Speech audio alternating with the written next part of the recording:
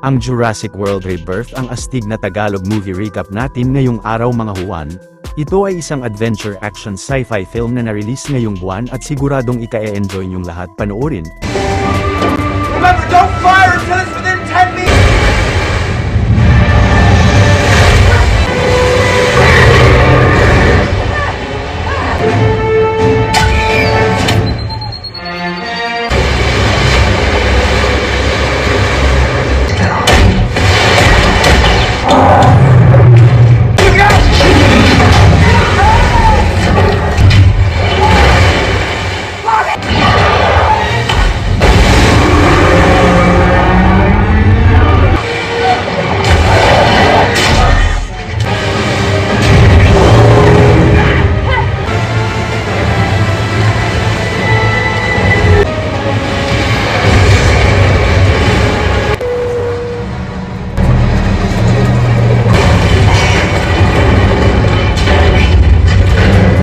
Mag-relax na at mag-enjoy sa ating napakalupit na palabas at simulan na natin.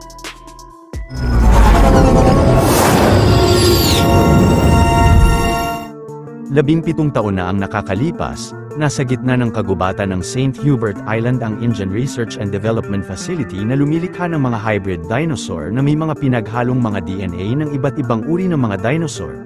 Ang scientist na si William ay nakahulog ng isang pakete ng Snickers sa sahig subalit pagpasok ng lalaki sa isang dinosaur containment chamber ay aksidenteng nahigop ng air vent ang pakete.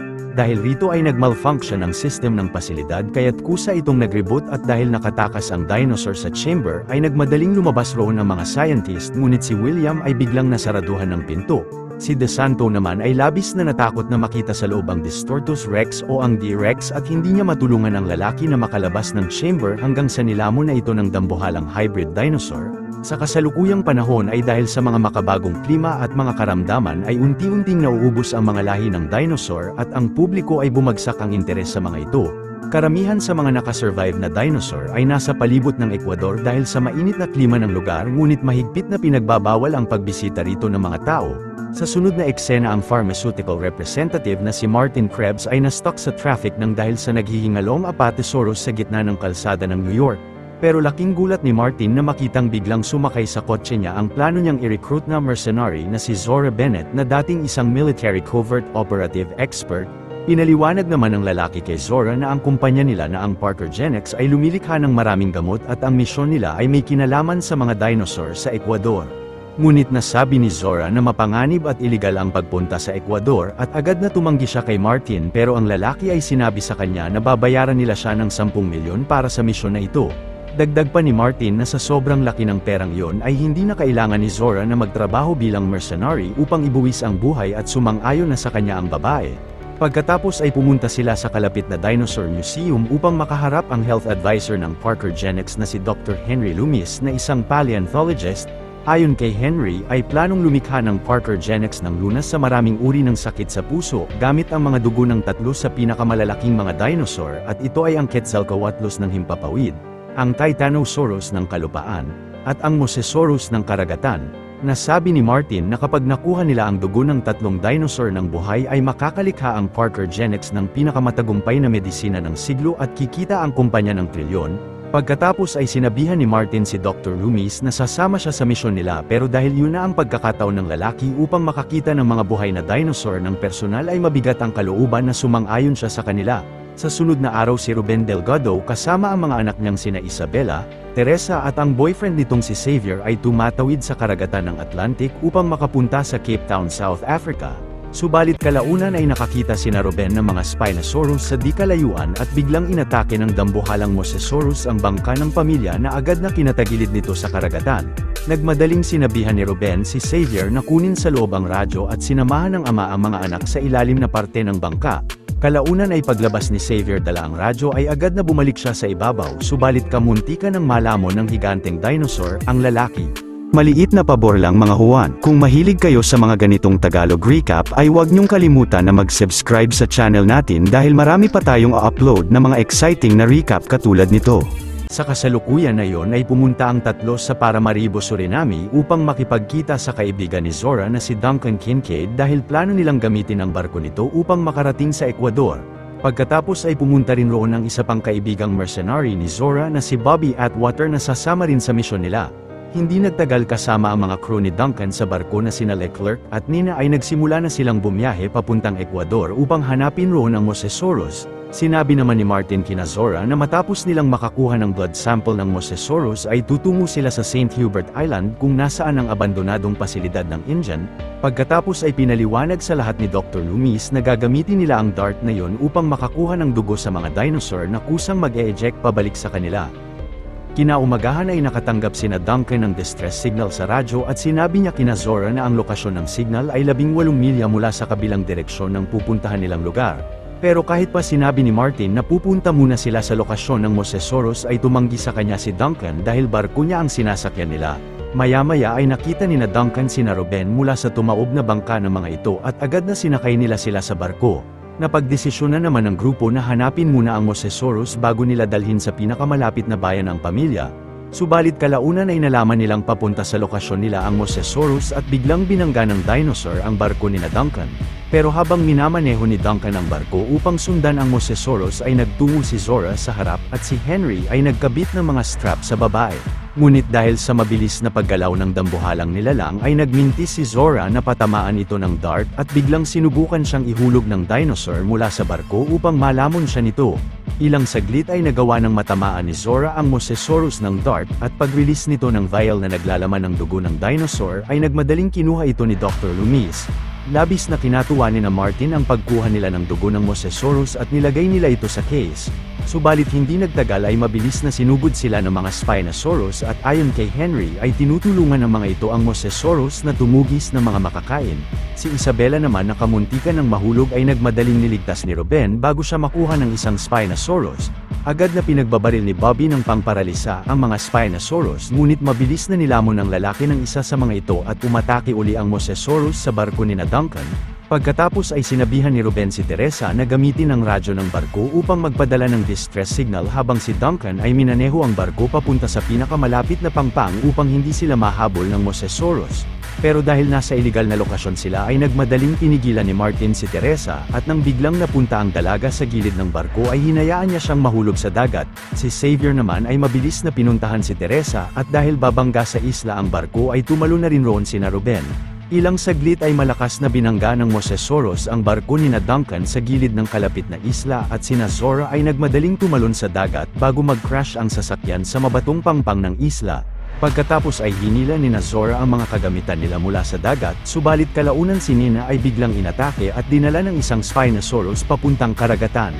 Samantala si Xavier ay nagawang maligtas si Teresa at nakita nila sina Ruben sa kuweba ng kabilang parte ng isla. Pagkatapos ay sinimulan ng pamilya na hanapin ang mga lokal na naninirahan sa isla upang makahingi ng tulong at sinundan nila ang direksyon ng mga tubo ng Indian facility. Ilang saglit ay binunyag ni Martin sa lahat na ang isla na yon ay ang St. Hubert Island kung nasaan ang abandonadong research facility ng Indian. Dahil naman posible pa rin silang atakihin sa pangpang ng mga Spinosaurus ay agad na sinimulan ng grupo na hanapin sa isla ang dalawang dinosaur na kukuhaan rin nila ng blood sample. Habang tinatahak ni Zora ang mahabang lawa ng St. Hubert Island ay ginabayan sila ni Dr. Loomis papunta sa lokasyon ng Titanosaurus. Maya-maya ay nakakita si Martin ng isang bumagsak na eroplano sa taas ng malaking puno at kinuha niya rito ang baril ng bangkay na piloto.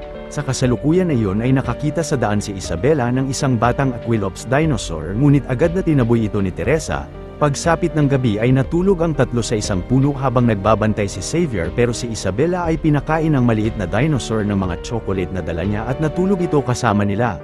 Kalaunan habang umiihi sa isang tabi si Xavier ay aatakihin na siya sa likod ng mga raptor pero mabilis na inatake ito ng isang pteranodon at nilipad palayo.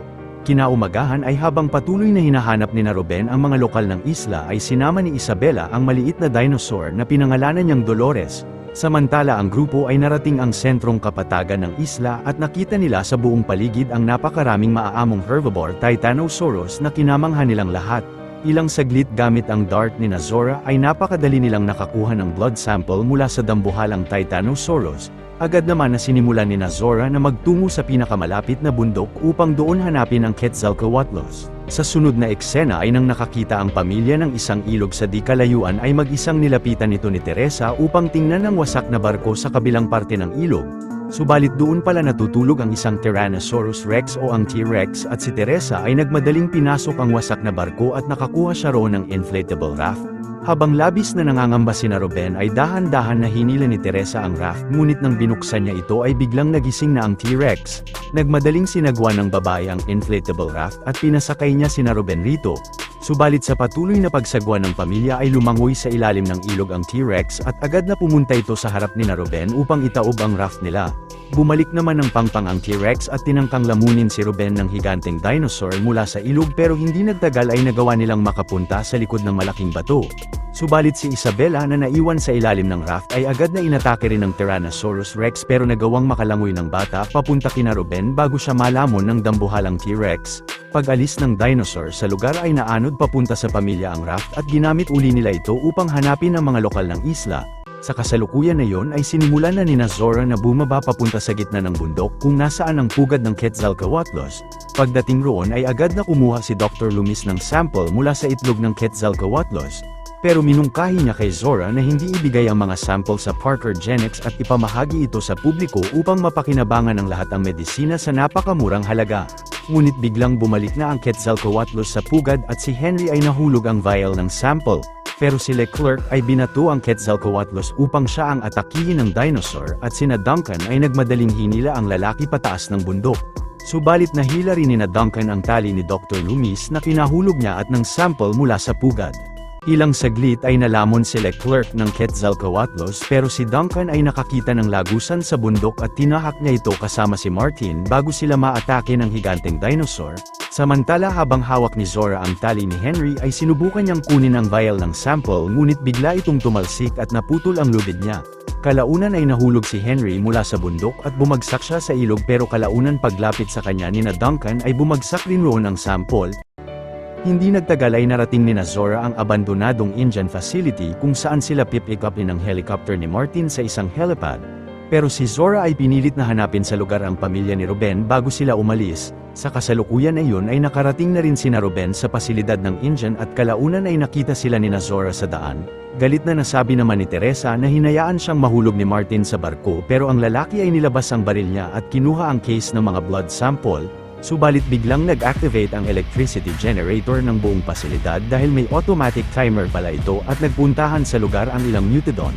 Nagmadaling nagtago ang pamilya sa isang abandonadong convenience store habang sina Duncan at Dr. Loomis ay pumasok sa laboratory ng pasilidad. Hindi nagtagal ay nagawang makapasok ng isang mutadon mula sa kisame ng convenience store at si Isabela ay agad na nagtago sa refrigerator. Paglayo ng mutadon ay tumakbo si Isabela papunta kina Ruben at nagtago ang pamilya sa underground tunnel ng pasilidad. Sa kasalukuyan na yun sina Zora at Martin na nagtago sa ilalim ng isang truck ng Indian ay inatake ng mutadon at pinagbabaril ito ng lalaki. Ilang saglit nang nakita ni Martin ang susi ng truck ay agad na minaneho niya ang sasakyan palayo ng lugar. Subalit habang nagtatago si Zora sa mga halaman ay nakita niyang pumasok ang mutadon sa tunnel ng pasilidad kaya't nagmadaling sinundan ito ng babae sa loob. Samantala si Duncan ay napansin na ang mga tunnel ay konektado sa dagat at mula sa monitor ay nakita niya ang isang bangka sa pangpang. Maya-maya ay dumating na ang helicopter ni Martin sa isla at si Dr. Loomis ay ginamit ang flare ng helipad upang makuha ang atensyon ng aircraft. Subalit pati ang Distortus Rex ay napansin ang flare ni Henry sa ere at mabilis na inatake nito ang helicopter bago ihagis ng napakalakas. Ilang saglit ay nakita ni Duncan ang pamilya sa ilalim ng tunnel at kasama si Henry ay pumasok rin sila roon. Sinabihan naman ni Duncan sina Ruben na tatahakin nila ang tunnel na yun papunta sa dagat at sasakay sila sa bangka na nasa pangpang. Hindi nagtagal ay nahanap ni Zora ang pamilya sa tunnel at mabilis na pinagbabaril niya ang mutadon na aatake sa kanila. Maya-maya ay narating ng grupo ang exit ng tunnel ngunit nakalock ang gate nito at ang isa pang mutadon ay winawasak ang bakal na harang sa taas. Pero si Isabela ay lumusot sa pagitan ng mga rehas at binuksan niya ang gate mula sa control panel sa labas. Subalit biglang dumating sa lugar ang T-Rex pagbukas ng gate ng tunnel ngunit si Martin na hindi makontrol ang bilis ng truck ay aksidenteng napunta sa harap ng higanteng dinosaur. Pagkatapos ay kinuha si Martin ng Distortus at nilamon siya nito habang ang grupo ay nagmadaling lumabas sa tunnel at agad na sinarado ni Zora ang gate bago sila maatake ng mutadon. Kinuha ni Zora ang nahulog na case at nagmadaling pumunta ang grupo sa pangpang ngunit naabutan sila roon ng Distortus Rex. Naisipan naman ni Duncan na magpahabol sa D-Rex gamit ang flare na hawak niya upang makaalis na sa isla sina Zora sakay ng bangka. Patuloy na nagpahabol si Duncan sa Distortus papunta sa kagubatan ng isla at sina Zora ay napilitan na simulan ng umalis ng lugar. Nang tuluyan ng nalayo ni Duncan ang D-Rex mula sa mga kaibigan niya ay kalaunan ay pinaandar na ni Ruben ang bangka subalit nakalapit pa rin sa kanila ang dambuhalang nilalang at kamuntika na sila nitong malamon. Nang inakala ni Zora na nilamon na si Duncan ang Distortus Rex ay hindi nagtagal ay napansin nila ang flare nito mula sa di kalayuan. Masayang nilapitan at pinasakay naman ng grupo si Duncan sa bangka nila. Maya-maya habang sakay ng bangka palayo ng isla ay napagdesisyonan ni Henry at Zora na ibahagi sa publiko ang mga blood sample upang mapakinabangan ng lahat ang gamot na malilikha mula sa mga dugo. Dito na nagwawakas ang istorya ng pelikula. Kung natuwa at nagustuhan nyo ang ating tinampok na pelikula ngayong araw ay maaari nyo rin panuorin ang iba pang mga Tagalog recaps natin sa main page ng ating channel, at syempre huwag nyong kalimutan na mag-like, subscribe at mag-hit ng notification bell dahil marami pa tayong tatampok na exciting na mga pelikula sa mga susunod na linggo. See you on the next one mga huwan.